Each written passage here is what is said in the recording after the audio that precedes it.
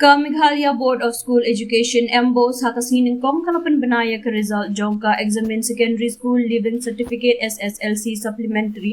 ha ka ba ka jimpas jong ki kena kalong hadu prapo 0.9% kata kumbasan hajar nrius pa anyo pupra naging nyo hajar nriu pun ringot ki bayakun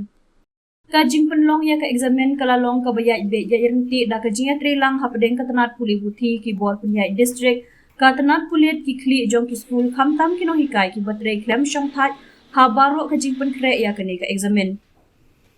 ka jia trelang jong baro ki badan benta kala long ka sinjam ka bagongsan halor ka jingla ban penlong ya kani ka examine ka bajob ong u controller of examination jong ka board uba ti ar lalu ya kani ka examine la penlong na du shi tarik hadu pratarik jemang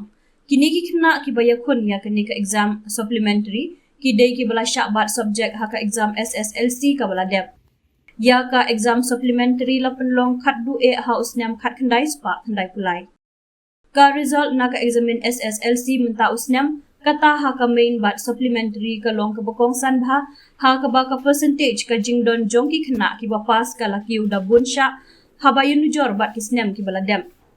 Ka daw halendet jong ka ni ka jingdon bun ki ba pas ka long namar ka jing trish tom jong ki kena Bat ka jing penterikam ya ka CM Impact Guidebook ong uba ti ar lalu.